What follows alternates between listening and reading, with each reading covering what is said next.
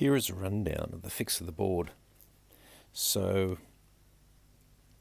this thing here, the Dallas chip, the DS12887 or 1287, made in 1997, is a real-time clock, CMOS memory, backup, some other clever bits and pieces in here.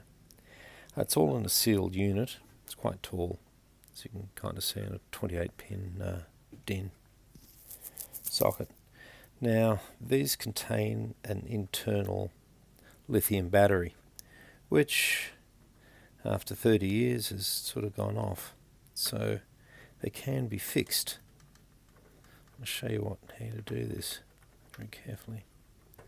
So this just pops out of its hole. It's pin 1. Now if I flip it over, there's a couple of pins missing. These pins are missing on the actual unit itself. If we get a grinder, and let's see if I can zoom in here. If you get a grinder and we grind between those, there's a gap between those pins and there's another gap there. So if you grind down, you'll find a piece of copper, tin copper, that runs from the bottom of the board up to the top.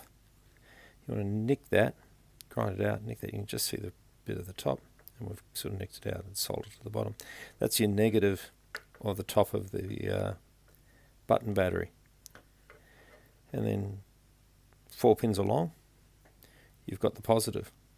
Now what you can do is do what I've done and soldered 2 wires there, one red, one black, and we've run that back to, just for the testing purposes, just a couple of AAA Alkalines, and that'll run until they start leaking.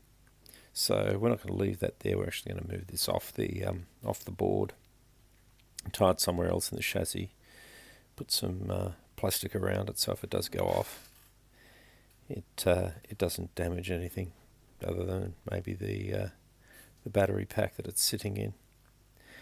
But that's how you fix your Dallas chip. There is videos and stuff on the internet to explain how to do that, but that's how I fixed this one. And we just have to put it back in there. We can do that. There we go.